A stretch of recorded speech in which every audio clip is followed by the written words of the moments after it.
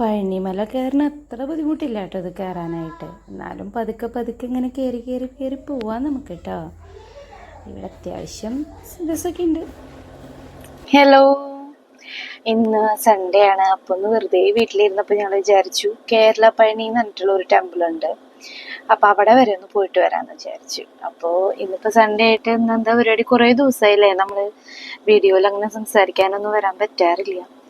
അപ്പോൾ ഇന്നിപ്പോൾ രാവിലത്തെ കുറച്ച് പരിപാടികളൊക്കെ കഴിഞ്ഞപ്പോൾ ഉച്ചയായിപ്പോൾ ഞങ്ങൾ വെറുതെ ഇരിക്കല്ലേ, അപ്പോൾ ചോദിച്ചൊരു വീഡിയോ എടുക്കാം. വീഡിയോ എപ്പോഴും ഇങ്ങനെ ഷോർട്സ് ഒക്കെ അല്ലേ ഇടാറ്. അപ്പോൾ ഒരു വീഡിയോ എടുക്കാനായിട്ട് ഒന്ന് കേരള പഴനി വരെ പോയി നോക്കാം, എങ്ങനെയുണ്ട് എന്നൊന്ന് കാണാലോ. ഞങ്ങൾ ഇതുവരെ പോയിട്ടില്ല, അപ്പോൾ ഒന്ന് ഫസ്റ്റ് ടൈമാണ്. അപ്പോൾ നിങ്ങളെ കൂടെ കാണിക്കാന്ന് കരുതി. അപ്പോൾ ഇതേ മോളുണ്ട്, രഞ്ജുവേട്ടനും വന്നിട്ടുണ്ട്. അപ്പോൾ ഞങ്ങളിത് അവിടേക്ക് പോയിക്കൊണ്ടിരിക്കുകയാണ് കേട്ടോ. അപ്പോൾ അവിടെ എത്തിയിട്ട് ഞങ്ങൾ ബാക്കി ശേഷമൊക്കെ പറയാം. ബൈ. ഹലോ, അപ്പം നമ്മളിത് അങ്ങനെ ചോച്ചേരിക്കുന്ന്, അത് കേരള പഴനി എന്നറിയപ്പെടുന്ന സ്ഥലത്തേക്ക് പോവാണ് കേട്ടോ. അപ്പോൾ ഞങ്ങൾ ഇത് കറക്റ്റ് പുത്തൂരാണ് സ്ഥലം. അപ്പം നമ്മൾ പൊന്നൂക്കര വഴിയാണ് പോണേ, നടത്തറ വഴിയും വരാം.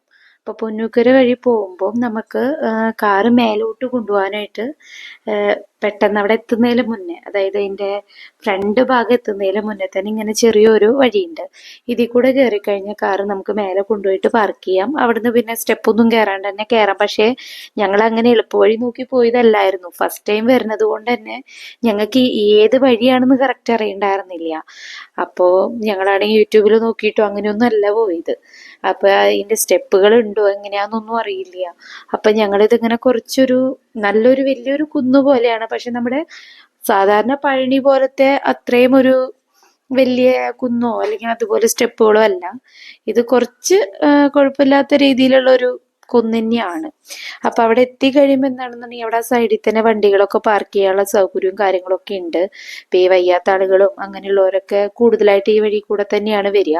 ഫ്രണ്ട് ഭാഗം ഞാൻ ഇറങ്ങി വരുമ്പോൾ ഞാൻ എടുത്തിട്ടുണ്ട്, അപ്പൊ അത് ഞാനപ്പോ കാണിച്ചു തരാം കേട്ടോ. ഹലോ, അപ്പൊ നമ്മൾ ചോദിച്ചിരിക്കുന്ന ടെമ്പിളിലെത്തി. ഇതാണ് കേരള പഴനി എന്ന് പറയുന്ന സ്ഥലം. ഇന്ന് സൺഡേ ആയതുകൊണ്ട് അത്യാവശ്യം തിരക്കുണ്ട്. പിന്നെ യൂട്യൂബേഴ്സ് തന്നെയാന്ന് തോന്നുന്നുണ്ട് കുറച്ച് പേരൊക്കെ വന്നിട്ടുണ്ട്. അപ്പൊ നമുക്ക് ഈ അമ്പലം എങ്ങനെയാണ് എന്താണെന്നൊക്കെ കാണാം. അപ്പൊ നമുക്ക് ഫുൾ വീഡിയോ കാണാം. അപ്പോൾ ഇതാണ് ഇതിന്റെ ഫ്രണ്ട് ഭാഗം. നമ്മൾ നേരത്തെ ഒരു ഷോർട്ട് കട്ട് പോലെ കയറിപ്പോയില്ലേ, അവിടുന്ന് കുറച്ചുകൂടെ ഫ്രണ്ടിലോട്ട് പോന്നു കഴിഞ്ഞാൽ ഈ ഒരു പൊസിഷനിലെത്തും. 240 സ്റ്റെപ്പ് മറ്റും ഉണ്ട് ഇതിന്റെ മേലേക്ക് കയറാനായിട്ട് കേട്ടോ. ഞങ്ങൾ ഇതിൽ കൂടെ കയറിയില്ല, അതിൽ കൂടെ നമ്മളെല്ലാം കഴിഞ്ഞ് ഇറങ്ങിയതിന് ശേഷമാണ് ഈ ഒരു ഫ്രണ്ട് ഭാഗത്തോട്ട് വന്നത്. ഇപ്പൊ മേലെ നിന്ന് നോക്കുമ്പോൾ ഇങ്ങനെ ഒരു വ്യൂ ആണുള്ളത്. അത്യാവശ്യം നല്ലൊരു രീതി തന്നെയാണ് ഇത് പണിതേക്കണേ. അപ്പം ഇതാണ് ഇങ്ങനെ കയറി വരുമ്പോൾ കാണുന്നതാണ് ഈ ടെമ്പിള്. ഇതിന്റെ സൈഡിൽ തന്നെ ഇതവിടുത്തെ മുടി വെട്ടാനും മറ്റേ എന്താ പറയാ തലമുട്ടടിക്കാനൊക്കെ കുട്ടികളെ കൊണ്ടുവരുമല്ലോ, ആ ഒരു ഭാഗമാണ്. ഇത് അവിടെ അടച്ചിട്ടൊക്കെയാണ് ഞങ്ങൾ ഉച്ചതിരിഞ്ഞല്ലേ പോയത്. അപ്പൊ അതുകൊണ്ട് അത് അടച്ചിട്ടേക്കാ. ഇതാണ് അമ്പലം വരുന്നത്. ഇന്ന് സൺഡേ ആണ് ഞങ്ങൾ പോയത്. അപ്പൊ ഈ സൈഡിലായിട്ടാണ് കയറി വരുമ്പോൾ റൈറ്റ് സൈഡിലാണ് വഴിപാട് കൗണ്ടറൊക്കെ. ഇതിന്റെ മേലെ നിന്ന് നോക്കുമ്പോൾ ഉള്ള വ്യൂ ആണ് കേട്ടോ. ഇത് നല്ല നല്ല ഭംഗിയാണ്. കുറെ ഫോട്ടോസും വീഡിയോസും ഒക്കെ എടുക്കാൻ പറ്റിയൊരു ഭാഗമാണ്. അത് കഴിഞ്ഞ് ഞങ്ങൾ അമ്പലത്തിലോട്ട് എന്താ കയറാന്ന് വിചാരിച്ചു. അപ്പൊ ഒന്നാമത് ഭയങ്കര അത്യാവശ്യം തിരക്കുണ്ടായിരുന്നു. പക്ഷെ മിക്കവരും ഞാൻ കണ്ടപ്പം എല്ലാ ആൾക്കാരും, അവിടെ ഉള്ള ആളുകൾ എന്ന് പറയുന്നത് മുഴുവൻ ഈ യൂട്യൂബേഴ്സാണ്. എല്ലാ ആൾക്കാരും അവിടെ സൈഡിൽ നിന്ന് യൂട്യൂബർമാരൊക്കെ നിന്ന് വീഡിയോ എടുക്കുന്നുണ്ട്, എന്തൊക്കെയോ പറയുന്നുണ്ട്. ഭയങ്കര പ്രിപ്പറേഷനോട് കൂടി വന്നിട്ടുള്ള ആൾക്കാരാട്ടോ. ഞങ്ങളിപ്പോൾ അതിൻ്റെ ഉള്ളിലേക്ക് കയറി.